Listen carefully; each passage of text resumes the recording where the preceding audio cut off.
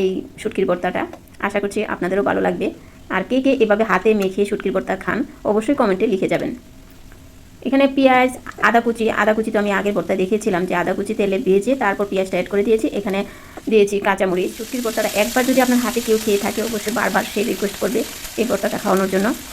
তো অল্প পরিমাণে পেনে রান্নার তেল দিয়ে দিলাম। আর এখানে ফেওয়া মাছের যে চাপা শুটকি সেটা আমি খোলাই এভাবে মাছের মতো করে ভেজে নিব। এখন কাঁটাগুলো ছাড়িয়ে নিব। দুই পাশ থেকে মাছের যে অংশগুলো ছাড়িয়ে নিলে মাঝখানে কাঁটাটা একটা কাঁটাই থাকে এটার।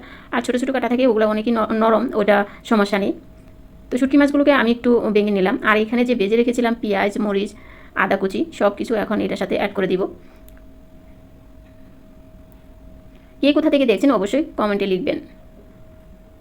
দিয়ে দিলাম শুকনো ভাজা মরিচের গুঁড়া। আর এখানে লবণ দিয়ে দিলাম স্বাদ মতো। সব কিছু একসাথে মাখিয়ে নিলেই কিন্তু খুব সহজেই তৈরি হয়ে গেল এই মজাদার শুটকির ভর্তা, মানে হাতে মাখা শুটকির ভর্তা।